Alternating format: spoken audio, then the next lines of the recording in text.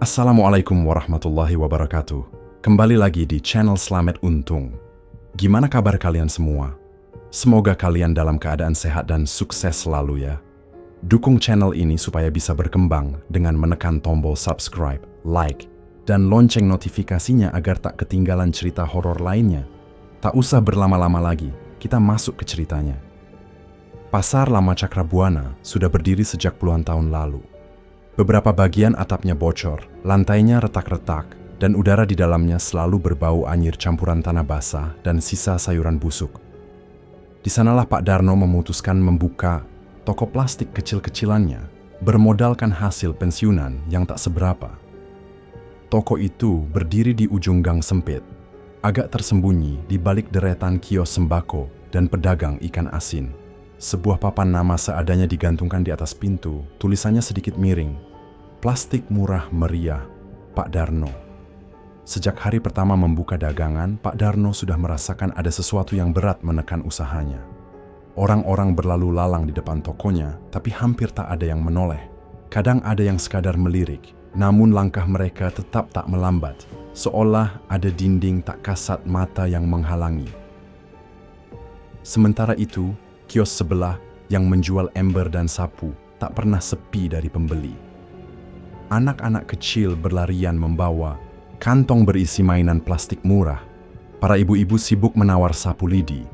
Dan Pak Darno, ia hanya duduk di bangku kecilnya menatap kosong ke jalan setapak yang tak pernah benar-benar mengarah ke tokonya.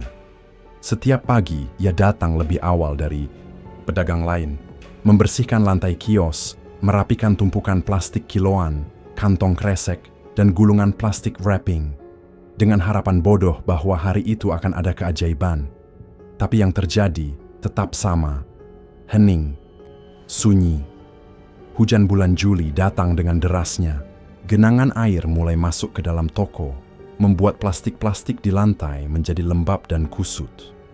Pak Darno menarik napas dalam, lalu menghela dengan berat. Sesekali, ia melirik ke dalam dompet kecilnya yang sudah semakin tipis. Ia tahu, tabungan mereka hanya bertahan 1 bulan lagi. Di rumah, istrinya, Bu Darni, sudah mulai mengeluh. Anak mereka yang bungsu baru saja masuk sekolah dan biaya seragam belum lunas. Pak Darno hanya bisa mengangguk-angguk kosong, merasa semakin jauh tertinggal dari dunia yang terus berjalan tanpa menunggunya. Suatu sore, saat pasar mulai sepi dan langit berubah kelam, Pak Darno memperhatikan satu sosok asing. Seorang pria tua berbaju hitam lusuh berdiri di seberang jalan, tepat di depan kiosnya. Pria itu tidak membawa apa-apa, tidak pula berjualan. Ia hanya berdiri, diam, menatap lurus ke arah Pak Darno dengan pandangan kosong namun menusuk. Pak Darno mencoba mengalihkan pandangan, berpura-pura merapikan plastik-plastiknya. Tapi saat ia melirik lagi, pria itu sudah tak ada, seperti menguap ditelan udara lembab pasar. Malam itu, Pak Darno tidur dengan gelisah. Mimpi-mimpi aneh menghantuinya. Ia melihat tumpukan plastik di tokonya, menjelma menjadi sosok-sosok manusia, kecil tanpa wajah, berbisik-bisik dalam bahasa yang tidak ia mengerti. Bau amis darah memenuhi udara. Ia terbangun dengan peluh dingin membasahi tubuh. Jam dinding berdetak lambat, seperti enggan bergerak. Ia memandang langit-langit kamarnya, bertanya dalam hati, apa yang sebenarnya ia lihat di pasar tadi. Keesokan paginya, ketika ia membuka kios, sebuah kertas kecil terselip di bawah pintu kayu lapuk itu. Tidak ada nama, tidak ada tulisan, hanya sebuah simbol aneh, lingkaran dengan 3 garis bersilangan di dalamnya. Entah siapa yang menaruhnya. Pak Darno berdiri terpaku cukup lama, memandangi kertas itu. Ada sesuatu dalam lambang itu yang membuat jantungnya berdegup aneh. Seperti dipanggil dari lubuk terdalam hatinya. Ia ingin membuangnya. Ia ingin mengabaikannya. Tapi entah mengapa, jemarinya justru menyelipkan kertas itu ke dalam saku baju, seolah tubuhnya lebih tahu apa yang diinginkannya ketimbang pikirannya sendiri. Hari itu pun berlalu tanpa satu pun pembeli. Hanya desiran angin yang membawa bau anyir dari selokan belakang pasar. Dan saat matahari mulai tergelincir ke barat, Pak Darno mendengar langkah kaki berat berhenti tepat di depan tokonya. Malam itu, pasar lama berubah menjadi pasar malam. Seminggu sekali, setiap Sabtu, pedagang-pedagang baru bermunculan, menjajakan barang-barang murah, makanan kaki lima, hingga pernak-pernik aneh yang tak jelas asal-usulnya. Lampu-lampu kuning, redup bergelantungan di antara tenda-tenda biru, membuat suasana pasar terlihat samar dan penuh bayangan. Pak Darno duduk di bangku kayu di depan tokonya, menatap kosong ke keramaian. Sambil memegang segelas kopi yang sudah dingin, ia membiarkan pikirannya melayang, bertanya-tanya apa yang salah dengan dirinya, dengan hidupnya. Toko plastik itu masih saja sepi, seperti kutukan yang enggan pergi, seperti nasib buruk yang sudah mengakar terlalu dalam. Saat itulah, dari sudut matanya, Pak Darno melihat sosok itu lagi. Pria berbaju serba hitam, tubuhnya kurus, namun wajahnya tersembunyi di balik bayang-bayang. Lampu pasar, langkahnya pelan, nyaris tanpa suara, seperti bagian dari gelap malam itu sendiri. Pak Darno merasa tengkuknya dingin, seolah udara di sekelilingnya berubah lebih berat. Insting tuanya berteriak untuk pergi, untuk menutup kios dan pulang. Tapi tubuhnya tetap diam, seolah menunggu sesuatu. Pria itu mendekat, berhenti tepat di hadapannya. Tanpa berkata-kata, ia mengulurkan tangan kanan, telapak terbuka, memperlihatkan sesuatu. Sebuah batu kecil berwarna merah gelap, seperti darah yang telah membeku. Pak Darno menatap batu itu, lalu perlahan mengangkat pandangannya ke wajah pria tersebut. Mata mereka bertemu, dan dalam sorotan mata hitam itu, Pak Darno melihat sesuatu yang mengerikan. Sesuatu yang lebih tua dari waktu, sesuatu yang lapar. "Berapa banyak yang kau inginkan?" tanya pria itu dengan suara serak, seperti desau daun kering tertiup angin. Pak Darno membuka mulut, tapi tidak ada suara yang keluar. Yang terdengar hanya detak jantungnya sendiri, berdentum keras di telinga. "Beri aku satu nama," lanjut pria. "Itu plan, dan kau akan mendapatkan apa yang kau butuhkan." Pak Darno mengerjap. "Satu nama? Maksudnya apa?" Pria itu tersenyum tipis, seolah bisa membaca pikirannya. "Kau hanya perlu memilih satu jiwa untuk memulai. Setelah itu, daganganmu akan laris seolah-olah dewa pasar memberkatimu sendiri." Pak Darno menelan ludah kering. Rasanya mustahil. Mustahil. Tapi, dalam hatinya ada bisikan lain yang mulai tumbuh. Bisikan yang lebih jujur dari ketakutan. Bisikan keputusasaan. Ia memikirkan anaknya yang butuh uang sekolah, istrinya yang mulai sakit-sakitan karena stres. Ia memikirkan hutang-hutang kecil yang menumpuk diam-diam. Ia memikirkan rasa malu setiap tetangga bertanya, "Masih jualan Pak Darno?" sambil melirik iba. "Satu nama," ulang pria itu lagi. Suaranya kini nyaris seperti hipnosis. "Satu saja." Di kejauhan, kembang api kecil meledak di langit, menghiasi malam pasar dengan warna-warni semu. Tapi bagi Pak Darno, dunia sudah kehilangan warnanya. Tangannya gemetar saat menerima batu merah itu. Rasanya panas membakar telapak tangan, namun anehnya, ia tak mampu melepaskannya. Seolah batu itu melekat ke kulitnya, meresap ke dalam nadinya. Pria berbaju hitam itu menunduk sedikit, seolah memberi salam, lalu berbalik pergi, menghilang di tengah kerumunan pasar tanpa jejak. Pak Darno tetap duduk di sana, mendadak merasa lebih lelah daripada sebelumnya. Malam itu, udara di pasar terasa lebih pekat, lebih sesak, seakan ribuan mata tak kasat mata menatapnya dari balik bayang-bayang. Ketika ia pulang ke rumah, batu merah itu masih berada di saku bajunya, berdenyut pelan-pelan seperti jantung kedua malam. Ia tidur dengan gelisah. Di dalam mimpinya, ia berdiri di tengah pasar kosong yang berselimut kabut.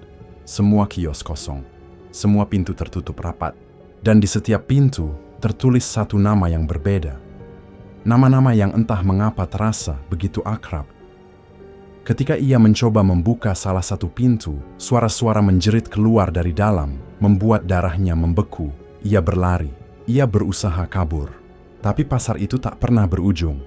Ia hanya berputar-putar, sementara suara-suara jeritan itu semakin keras, semakin dekat. Saat ia terbangun, matahari sudah tinggi. Tangannya mencengkeram kain spray dengan erat, napasnya memburu. Dari kantong, bajunya, batu merah itu seolah bergetar, seolah menagih janji. Hari itu, matahari terasa lambat bergerak, seolah ragu untuk membiarkan waktu berjalan seperti biasa.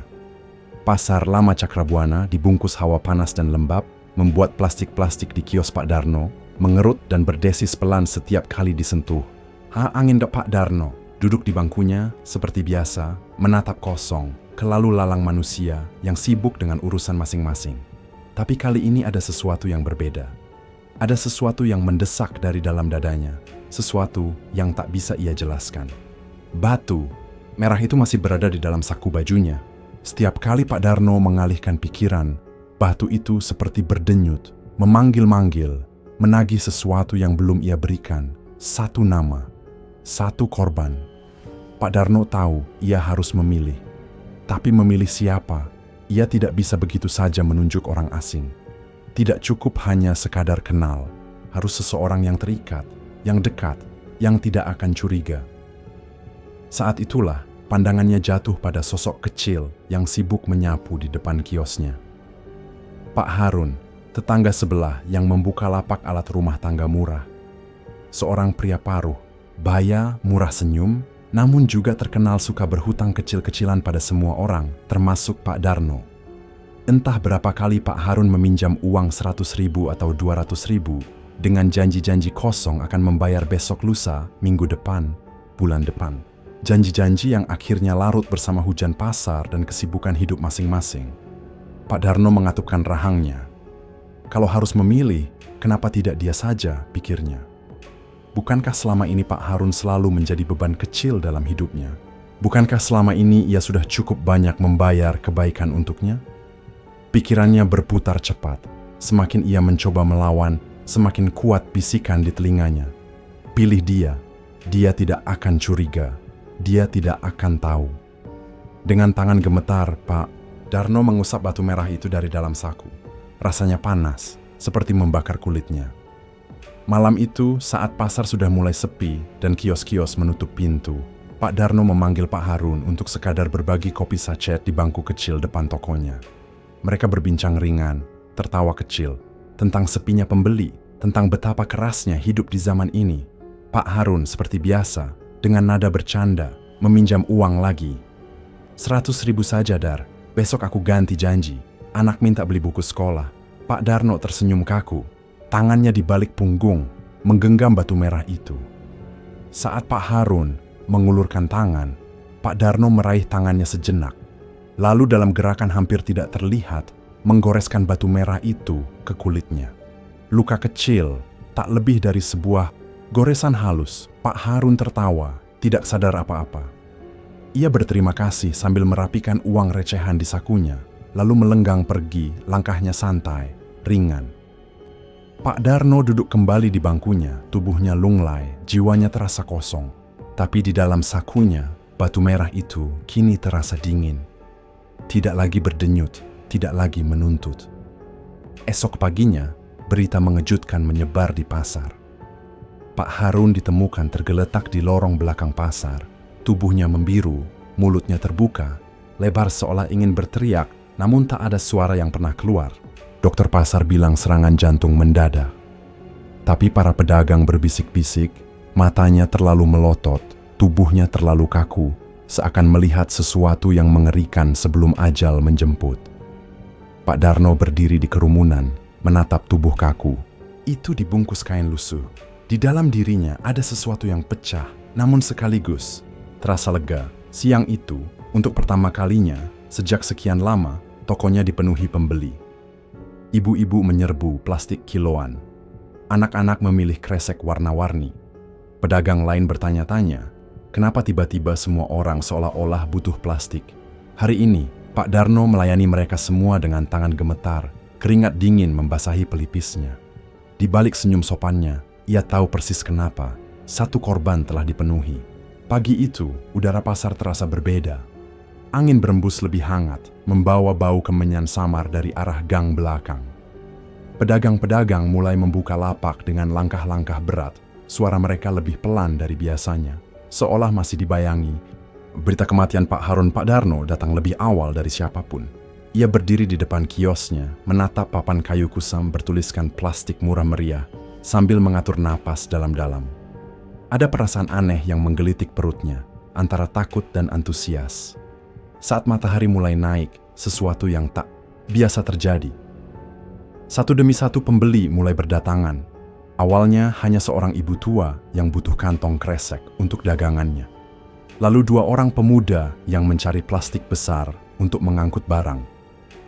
Tidak lama kemudian, seorang pedagang buah membeli plastik wrapping dalam jumlah banyak. Pak Darno hampir tidak sempat duduk. Tangan tuanya sibuk menimbang, membungkus, menghitung uang recehan, sambil sesekali tersenyum kaku kepada para pembeli. Pukul 10 pagi, kios kecil itu sudah penuh sesak.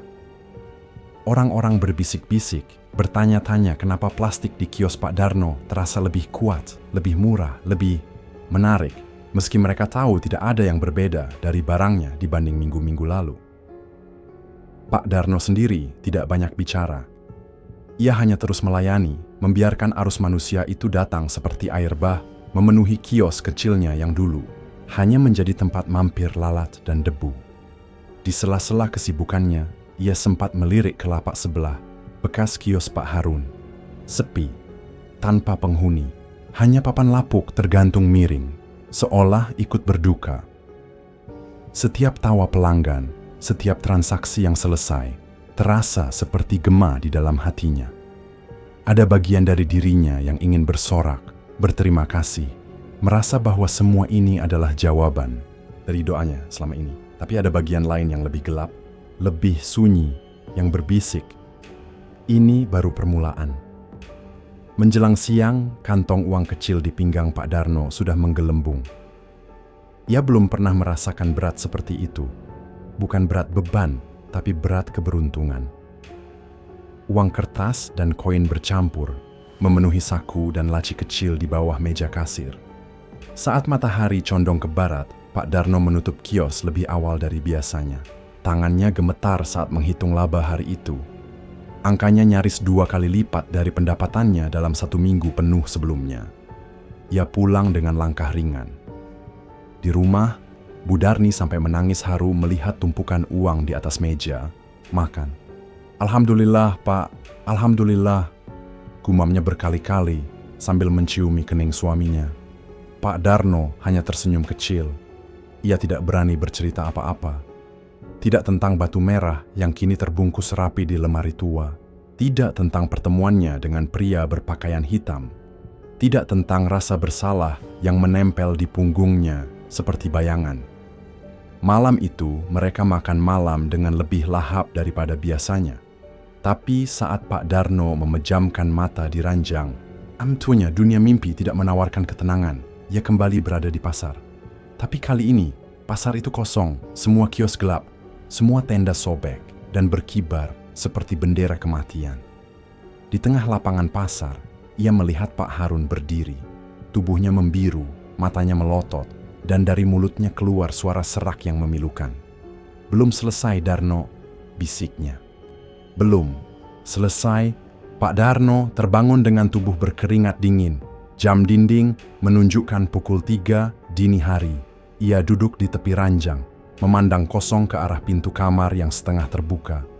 Dari celah itu, ia merasa melihat bayangan. Sejenak, hanya sekejap, tapi cukup untuk membuat bulu kuduknya berdiri. Hari-hari berikutnya berlalu dalam ritme yang tak pernah Pak Darno bayangkan sebelumnya. Setiap pagi, sebelum ayam berkokok, ia sudah membuka kios. Setiap sore, ia menutup lapak dengan kantong-kantong plastik besar berisi uang recehan dan lembaran lusuh yang kini terasa seperti karunia surgawi. Orang-orang berbondong-bondong datang. Ada yang membeli plastik kiloan, ada yang memesan gulungan wrapping untuk kebutuhan gudang. Ada juga yang sekadar membeli kantong kresek dalam jumlah tak masuk akal. Pak Darno mulai dikenal. Mulut ke mulut menyebarkan berita tentang toko plastik, murah, kuat, dan hoki itu. Bahkan pedagang dari pasar lain datang bertanya-tanya apa rahasianya. Namun, di balik semua keberuntungan itu, ada pola aneh yang perlahan terungkap. Setiap kali Pak Darno mencatat omset besar dalam sehari, selalu saja ada kabar buruk yang mengikuti. Minggu pertama setelah omset tokonya mencapai rekor tertinggi, seorang pedagang sayur yang biasa mangkal di dekat pintu masuk pasar ditemukan pingsan di lapaknya. Beberapa hari kemudian, ia dinyatakan meninggal karena komplikasi aneh yang tak bisa dijelaskan dokter. Minggu berikutnya, saat uang mengalir lebih deras, seorang pemilik kios jajanan pasar mengalami kecelakaan tunggal di jalan sempit menuju rumahnya. Motor yang biasa ia kendarai oleng sendiri, tanpa sebab, menabrak pohon besar. Ia tewas seketika, dan selalu, setelah setiap tragedi, dagangan Pak Darno justru semakin laris. Pak Darno mulai memperhatikan, mula-mula dengan rasa takut, lalu perlahan dengan rasa bersalah yang menekan di dadanya seperti beban batu. Setiap kali uang bertambah di kantongnya, ada kehilangan di sekitar pasar, seolah dunia menagih harga untuk setiap lembar rupiah yang ia bawa pulang. Malam-malam Pak Darno tidak pernah lagi sunyi. Setiap tidur, selalu ada bisikan. Kadang berupa tangisan, kadang tawa kecil yang memekakkan telinga, kadang suara langkah kaki basah yang menyeret-nyeret di depan pintu rumah. Bu Darni pun mulai merasa. Ia mengeluh sering melihat bayangan melintas di sudut matanya. Kadang mendengar ketukan-ketukan halus di dinding saat malam sudah larut. "Kita ini kenapa, Pak?" tanya istrinya suatu malam, suaranya gemetar. Rasanya, rumah ini makin berat, kayak ada yang nggak mau kita di sini. Pak Darno hanya bisa mengusap kepala istrinya tanpa mampu berkata-kata. Dalam keheningan kamar, di bawah tumpukan pakaian yang sudah ia sembunyikan, batu merah itu kadang masih terasa bergetar, seolah mengingatkannya, jalan ini belum berakhir. Pagi itu, di pasar, seorang pedagang kopi panggil Pak Darno, bercanda. "Wah Dar, toko plastikmu kayak kena berkah malaikat ya, laris manis. Tapi kok ya, tiap minggu ada aja yang dipanggil Tuhan." Tawa, renyah mengiringi ucapan itu. Tapi bagi Pak Darno, kata-kata itu lebih tajam daripada sembilu. Ia tersenyum kaku, memaksakan tawa. Tapi keringat dingin mulai membasahi punggungnya. Ia berpaling, dan untuk sepersekian detik, di kerumunan pembeli, ia melihat sosok pria berbaju hitam itu lagi. Berdiri diam, menatapnya dari balik tenda-tenda plastik berwarna biru. Pak Darno mengedipkan mata, mencoba memastikan. Tapi saat ia melihat lagi, sosok itu sudah lenyap, seolah disapu oleh desir angin pasar. Ia tahu, sesuatu sedang menunggu, menuntut. Malam itu, saat Pak Darno menghitung uang di atas meja kayu retak di rumahnya, ia melihat ada bercak darah kecil di antara lembaran-lembaran uang itu. Bercak yang segar, merah pekat, seperti baru saja diteteskan. Tidak ada luka di tubuhnya. Tidak ada luka di istrinya, tapi darah itu ada di sana, diam, menatap.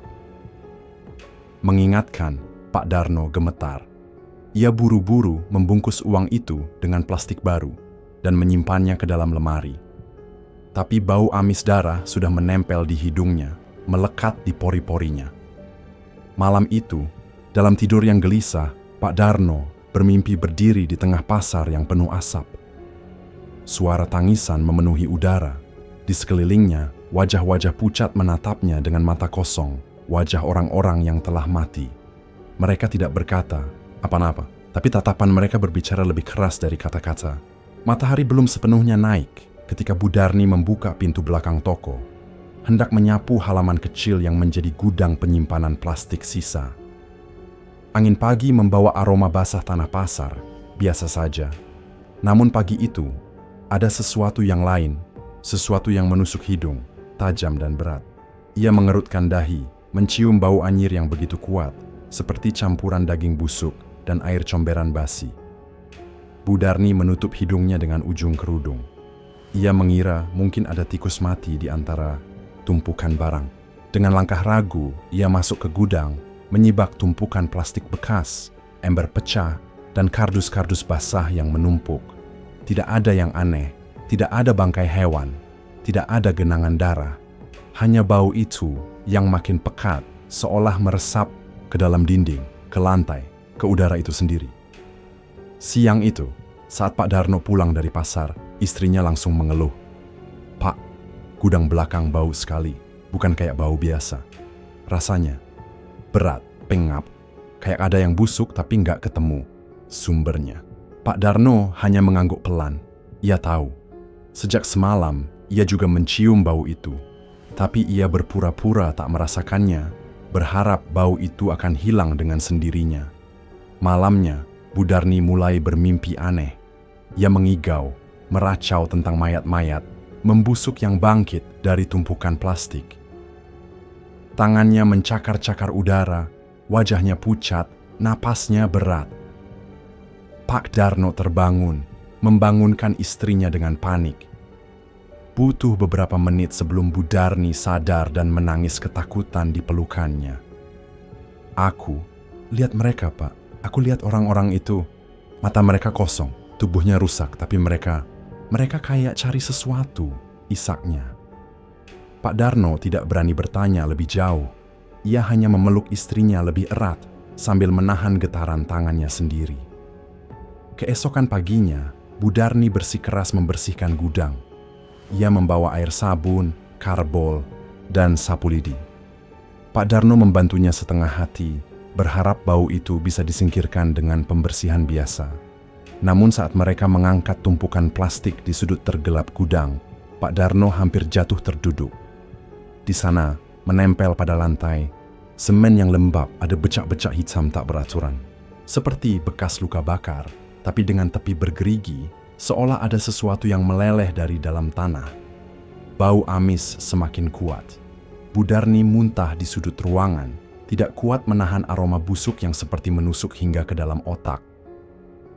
Pak Darno buru-buru menarik istrinya keluar. Ia menutup pintu gudang rapat-rapat, mengunci gemboknya, dan berjanji pada dirinya sendiri untuk tidak pernah membukanya lagi. Tapi bau itu tidak mau pergi. Setiap malam, ia merayap masuk ke dalam rumah. Setiap malam, ia menyusup ke pori-pori tembok, ke lipatan spray, ke pakaian yang mereka kenakan. Dan setiap malam, Bu Darni bermimpi buruk. Dalam mimpinya, ia berada di pasar kosong, persis seperti mimpi-mimpi Pak Darno. Tapi kali ini, ia dikelilingi mayat-mayat yang mengenakan pakaian pasar, celemek pedagang sayur, seragam tukang parkir, baju koko pedagang pecel lele. Mereka menatapnya dengan mata berlubang, mulut mereka bergerak-gerak, membisikkan sesuatu yang tidak dimengerti. Setiap kali Bu Darni mencoba lari, tangan-tangan kaku itu meraih-raihnya, menariknya kembali ke tengah lingkaran. Dan di tengah semua itu, berdiri pria berbaju hitam. Sama seperti sosok yang Pak Darno lihat di pasar malam itu. Ia tersenyum. Senyum yang tidak mengandung belas kasihan, hanya kehausan yang tidak pernah puas. Bu Darni terbangun dengan jeritan panjang. Pak Darno tidak tahu harus berbuat apa. Ia merasa dunia di sekitarnya mulai rapuh, seperti dinding tipis yang setiap saat bisa runtuh. Pagi itu, ia mencoba membakar dupa di gudang, membawa air doa dari masjid kecil di ujung gang.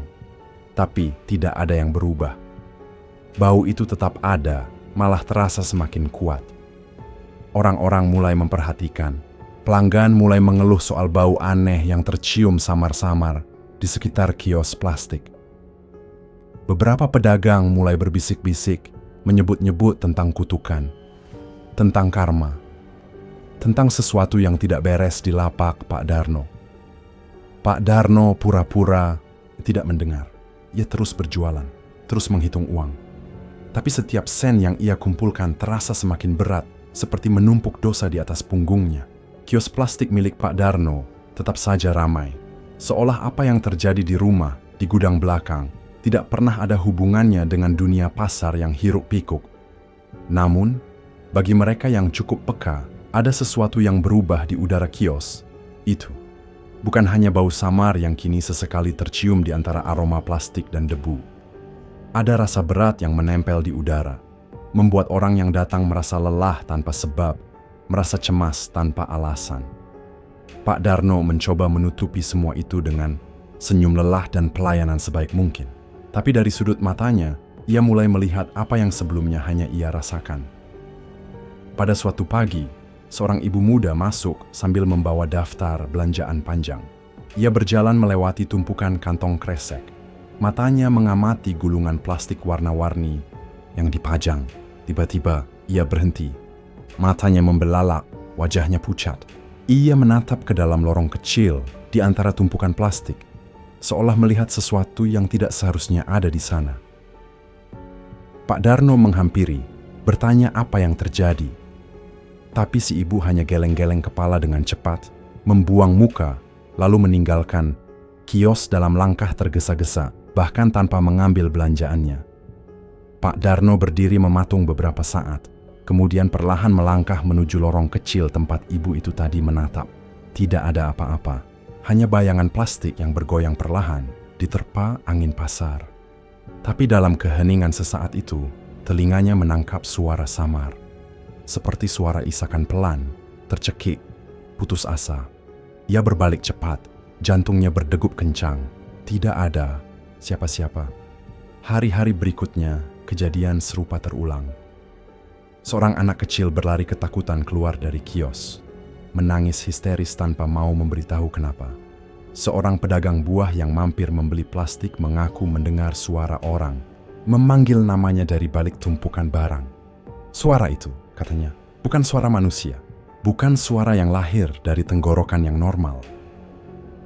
Suara itu parau, berat, seolah berasal dari dalam tanah.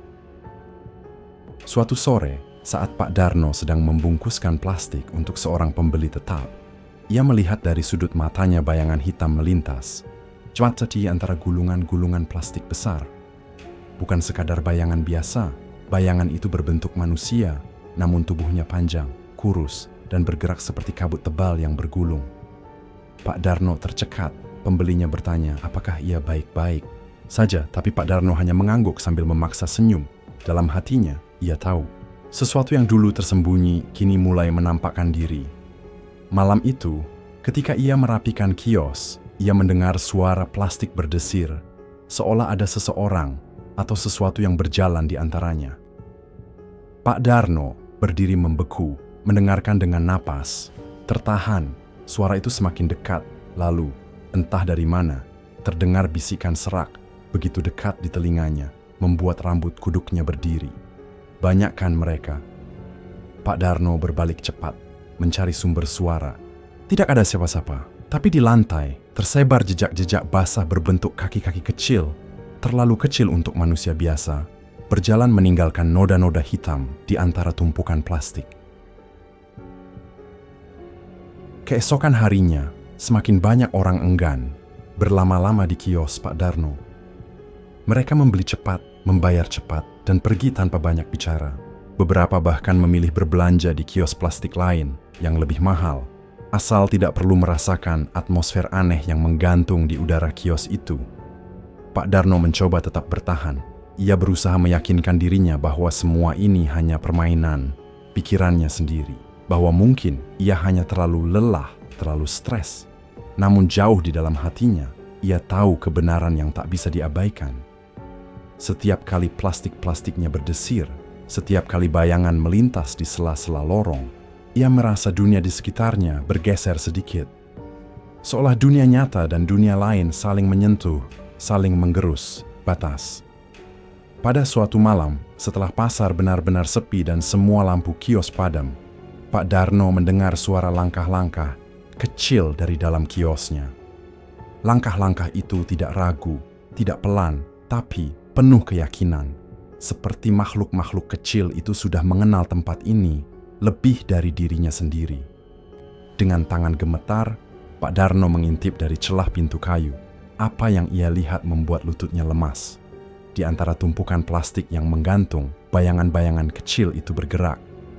Tubuh-tubuh mungil, membungkuk, bertangan kurus panjang, tanpa wajah. Mereka berjalan mondar-mandir di lorong sempit itu, sesekali berhenti menatap ke arah pintu, seolah mengetahui Pak Darno mengintai. Salah satu dari makhluk itu mendongak. Walaupun tidak bermata, Pak Darno merasa ditatap langsung ke dalam jiwanya. Seketika itu juga, makhluk itu mengulurkan tangannya yang panjang ke arah pintu.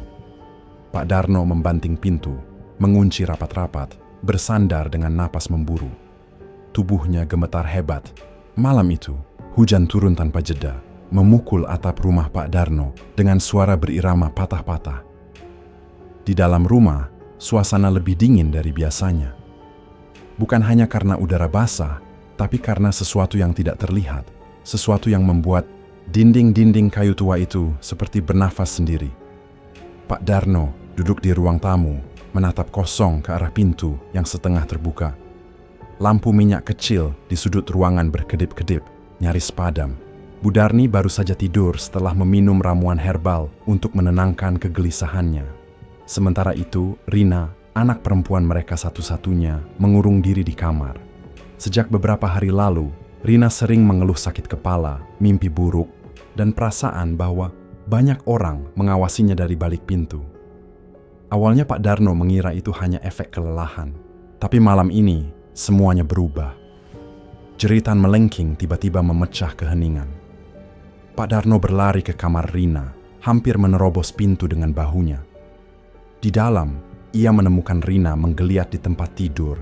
Tubuhnya melengkung aneh, kedua matanya terbuka lebar tanpa fokus. Mulutnya berkomat-kamit, mengeluarkan suara yang bukan milik anak gadis belasan tahun.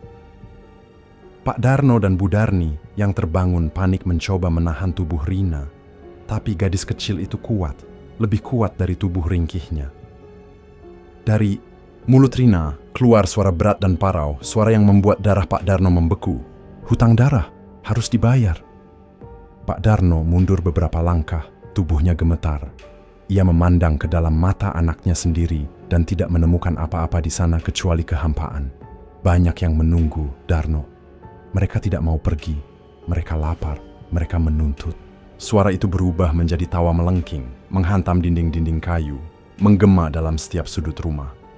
Bu Darni memeluk suaminya sambil menangis histeris, berusaha mengucapkan doa-doa dengan suara terbata-bata. Tapi doa-doa itu seolah tenggelam, ditelan suara-suara tak kasat mata yang berputar-putar di dalam kamar. Tiba-tiba, Rina membeku, tubuhnya jatuh ke kasur, napasnya tersengal-sengal. Pak Darno berlari, mengusap wajah anaknya, memanggil-manggil namanya dengan panik. Perlahan, kelopak mata Rina bergerak, dan ia menatap ayahnya dengan tatapan bingung, seolah baru bangun dari mimpi buruk yang panjang. "Ayah, kenapa banyak orang berdiri di belakangmu?" bisiknya dengan suara kecil. Pak Darno menoleh instingtif, hanya untuk menemukan dinding kosong. Tapi bulu kuduknya berdiri. Ia bisa merasakan hawa dingin menusuk kulitnya, bisa mendengar bisikan-bisikan, samar yang berdesir seperti angin mati. Malam itu, mereka bertiga tidur berdesakan di ruang tengah, membiarkan lampu minyak menyala sampai habis. Tak seorang pun berani berbicara tentang apa yang terjadi. Keesokan paginya, Pak Darno mendatangi seorang ustaz tua yang tinggal di kampung seberang. Ia menceritakan, setengah berbohong, tentang gangguan yang menghantui keluarganya. Ia tidak berani mengaku tentang pesugihan, tentang batu merah, tentang korban-korban yang sudah dikorbankan demi kelangsungan hidup toko plastiknya. Ustaz itu mengangguk perlahan, seolah sudah memahami lebih banyak dari yang diucapkan. Ia memberikan beberapa doa penangkal dan air yang sudah dibacakan ayat suci. "Tapi ingat Pak Darno," katanya pelan, "kalau ada sesuatu yang diambil bukan dengan jalan halal, cepat atau lambat, penagihnya akan datang. Air ini hanya penunda, bukan penyelamat." Pak Darno pulang dengan hati yang makin berat. Di toko, suasana semakin aneh. Plastik-plastik bergoyang sendiri tanpa angin. Suara isak tangis samar terdengar dari lorong-lorong sempit di antara gulungan barang. Kadang saat ia sedang melayani pelanggan, ia merasa ada tangan dingin menyentuh bahunya. Beberapa pelanggan setia mulai menghilang. Mereka berbisik-bisik tentang toko sialan, tentang kios kutukan, tentang tempat arwah penasaran. Omset memang masih tinggi, tapi keceriaan pasar telah hilang. Setiap pembelian terasa seperti transaksi dengan maut. Pada suatu malam, ketika Pak Darno hendak menutup kios, ia menemukan sesuatu di pintu kayu lapuk itu. Sebuah boneka kecil terbuat dari anyaman plastik dengan mata dari kancing hitam dan mulut dijahit kasar. Tubuh boneka itu basah kuyup, berbau busuk, dan di dadanya tertulis sebuah nama. Nama itu, nama Rina. Pak Darno menjatuhkan boneka itu, mundur dengan tubuh gemetar. Dari balik kegelapan pasar, ia mendengar suara tawa kecil, nyaring, dan tawa. Itu tidak datang dari manusia. Ia berlari pulang secepat mungkin, meninggalkan kios yang terasa lebih hidup dalam kegelapan daripada saat ia buka siang hari. Langit malam itu menggantung berat, seolah menggenggam hujan yang enggan turun. Pasar lama Cakrabuana sudah mulai sepi, lampu-lampu redup berkedip seperti hendak padam. Pak Darno duduk sendirian di dalam kios, menatap kosong ke arah pintu. Rina, masih demam tinggi di rumah, terbaring lemah dengan wajah pucat dan napas pendek-pendek. Bu Darni yang menjaga, sementara Pak Darno, meski hatinya remuk, terpaksa tetap membuka toko. Ia tidak berani tutup, tidak berani berhenti, karena setiap malam dalam mimpi buruknya, ia melihat wajah-wajah yang mengingatkannya bahwa pembayaran harus terus berjalan. Plastik-plastik di sekelilingnya bergoyang pelan, menimbulkan suara berdesir yang seperti bisikan. Udara di dalam kios lebih panas dari biasanya, membuat napas terasa berat. Pak Darno menutup matanya sejenak, berharap waktu bergulir cepat hingga ia bisa pulang. Namun, ketenangan itu tidak bertahan lama. Dari sudut matanya, ia melihat api kecil, sekilas saja, muncul di salah satu sudut kios. Ia mendekat, mengira mungkin itu hanya pantulan lampu pasar. Tapi saat ia mendekat, lidah-lidah api itu mulai merambat, menjilat tumpukan plastik kering dengan kecepatan mengerikan. Pak Darno terlonjak mundur, panik. Ia berteriak meminta tolong, namun suara hujan yang mulai turun menenggelamkan teriakannya. Dalam hitungan detik, kios itu berubah menjadi kobaran api. Plastik-plastik meleleh, mengeluarkan bau menyengat yang menusuk hidung dan mata. Asap tebal hitam memenuhi udara, membuat orang-orang pasar yang masih tersisa berlarian menjauh, menjerit ketakutan. Pak Darno berusaha masuk, mencoba menyelamatkan apapun yang bisa ia raih. Tapi panasnya luar biasa, seperti ada tangan tak kasat, yang mendorongnya keluar. Ia hanya bisa berdiri di luar, melihat toko yang ia bangun dari keringat dan darah itu hancur di lahap api. Seseorang menepuk pundaknya, menyeretnya menjauh. "Pak, jangan gila, bisa mati." Pak Darno terhuyung-huyung. Matanya panas bukan hanya karena asap, tapi karena air mata yang tak bisa ia tahan. Ia kehilangan segalanya. Dalam kekacauan itu, seorang bocah berteriak menunjuk ke langit. Pak Darno mendongak. Di antara asap dan api, ia melihat sosok-sosok bayangan, tubuh-tubuh mungil tak berbentuk, menari-nari di atas kobaran. Mereka tertawa, melompat-lompat seperti anak-anak kecil yang menemukan permainan baru. Pak Darno memejamkan mata, menggenggam dadanya yang terasa seperti dihantam palu. Ia berlari pulang, meninggalkan pasar yang mulai dipenuhi suara sirene dan kerumunan orang. Di rumah, suasana lebih buruk. Pintu depan terbuka lebar, berayun-ayun diterpa angin. Di dalam, Bu Darni berbaring di ruang tengah, tubuhnya tertutup kain lusuh, wajahnya pucat seperti lilin yang kehabisan nyala. Rina duduk di sudut ruangan, menggigil, matanya kosong menatap. Lantai Pak Darno berlutut di samping istrinya, mengguncang tubuh itu. Berharap ada kehangatan yang tersisa, tapi tubuh itu dingin. Dingin seperti batu yang tenggelam dalam waktu. Tetangga-tetangga berdatangan, bergumam prihatin, menawarkan bantuan yang tidak pernah bisa benar-benar menghapus kehancuran. Menurut tetangga, Bu Darni pingsan begitu mendengar kabar kebakaran dari seorang anak pasar. Jantungnya lemah, tidak kuat menahan goncangan. Ia mengembuskan napas terakhir bahkan sebelum sempat dipanggilkan pertolongan. Pak Darno menangis keras, tidak peduli pada tatapan orang-orang. Ia memeluk tubuh istrinya erat-erat, seolah bisa mengembalikan waktu hanya dengan keputusasaan. Tapi, di sudut ruang itu berdiri sosok hitam kecil, tidak terlihat oleh siapapun kecuali Pak Darno. Sosok itu menatapnya, tidak tersenyum, tidak marah. Hanya menatap dengan keheningan yang lebih tajam daripada kematian. Malam itu, rumah mereka tidak lagi terasa seperti rumah. Malam itu, Pak Darno kehilangan segalanya. Usaha yang ia bangun dengan penuh harapan kini menjadi abu. Kekayaan yang ia kumpulkan dari tetesan darah tak terlihat, lenyap dalam satu malam. Istri yang selalu berdiri di sisinya, pergi meninggalkan dunia yang terlalu kejam untuk dimaafkan. Dan Rina, anak satu-satunya, kini hanya cangkang kosong, matanya kosong, suaranya hilang. Pak Darno duduk di lantai rumah, memeluk lututnya, menatap kosong ke dinding yang retak. Dari celah pintu, Angin membawa suara-suara kecil, suara tawa, suara langkah kaki basah, dan bisikan-bisikan yang kini tidak lagi bersembunyi. Mereka sudah ada di mana-mana. Mereka menuntut, mereka menginginkan sisa-sisa yang masih bertahan. Pagi itu, kabut tipis menyelimuti reruntuhan pasar lama Cakrabuana. Sisa-sisa kebakaran masih terlihat jelas, dengan tiang-tiang kayu hangus mencuat seperti tangan-tangan mati yang meraba udara. Bau asap basi bercampur dengan bau tanah basah, menciptakan aroma getir yang membuat siapapun yang melintas mempercepat langkah. Beberapa pedagang datang lebih awal, menatap puing-puing itu dengan pandangan kosong. Mereka berbisik-bisik, membicarakan tentang kejadian semalam, tentang betapa cepatnya api melahap kios plastik Pak Darno, tentang betapa anehnya suara-suara yang terdengar dari dalam kobaran. Tidak ada yang berani mendekat terlalu jauh, namun pagi itu sesuatu lebih mengerikan ditemukan. Di antara puing kayu yang gosong dan plastik meleleh, tubuh Pak Darno tergantung dengan seutas tali plastik yang tampaknya diikatkan secara kasar pada sisa balok kayu.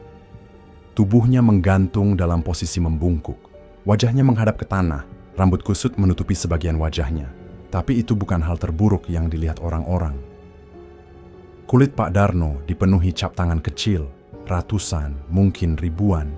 Seolah dalam detik-detik terakhir hidupnya, tubuhnya direnggut, dicengkeram, ditarik oleh makhluk-makhluk kecil tak terlihat. Bekas-bekas itu tidak seperti tangan manusia biasa. Jari-jarinya panjang, bengkok, meninggalkan jejak ungu kebiruan di seluruh tubuhnya. Seseorang berteriak, beberapa perempuan pingsan. Suasana pasar menjadi gempar. Namun tidak ada yang cukup berani mendekat lebih dari beberapa langkah. Mereka hanya berdiri dari jauh, berkerumun, mengucapkan doa-doa pelan, sambil membuat tanda-tanda perlindungan yang mereka yakini bisa menolak bala. Ketika akhirnya petugas datang, suasana sudah menjadi kacau. Beberapa berani mendekat, menurunkan tubuh itu perlahan. Di saku baju Pak Darno, mereka menemukan sesuatu yang aneh. Sebuah batu kecil berwarna merah tua yang terasa hangat, seolah-olah baru saja dikeluarkan dari dalam tubuh manusia. Batu itu tidak dibawa ke kantor polisi. Tidak ada yang berani menyentuhnya terlalu lama. Mereka membungkusnya dengan kain lusuh dan melemparkannya ke sungai kecil di belakang pasar, berharap apapun kutukan yang melekat padanya ikut terbawa arus. Tubuh Pak Darno dibawa dengan diam-diam. Tidak ada keluarga yang menuntut, tidak ada kerabat yang mengurus. Rina, anak satu-satunya, setelah kejadian itu menghilang entah kemana, seolah ditelan bumi. Beberapa orang bersumpah melihat Rina berjalan sendirian di jalan setapak menuju hutan, mengenakan baju tidur kumal, matanya kosong seperti boneka tua. Tapi ketika mereka mencoba mencarinya, gadis itu tidak pernah ditemukan. Hari-hari berikutnya, kios bekas Pak Darno dibiarkan kosong. Tidak ada yang berani mengambil alih tempat itu.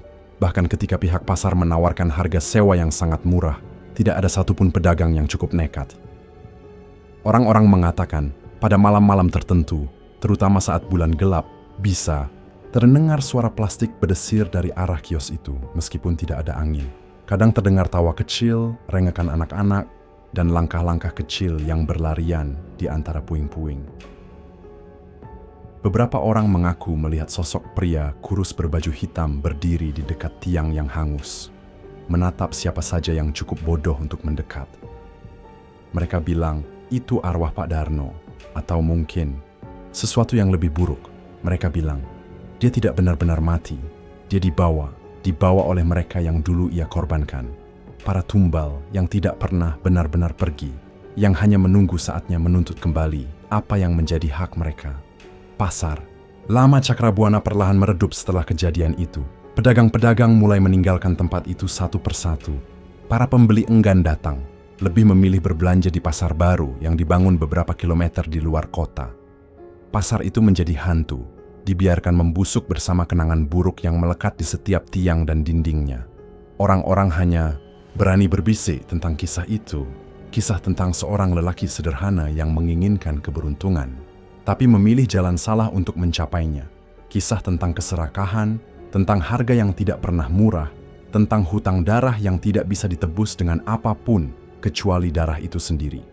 Dan sampai hari ini, jika kau cukup berani berjalan ke reruntuhan Pasar Lama Cakrabuana saat malam tanpa bintang, kau mungkin masih bisa mendengar suara plastik berdesir di antara puing-puing. Kau mungkin akan melihat jejak kaki mungil basah di tanah. Dan jika kau mendengar seseorang memanggil namamu dengan suara serak dari kegelapan, jangan pernah menoleh, jangan pernah menjawab, karena mungkin Pak Darno masih mencari teman baru untuk menemani kesendirian abadi yang telah ia pilih sendiri.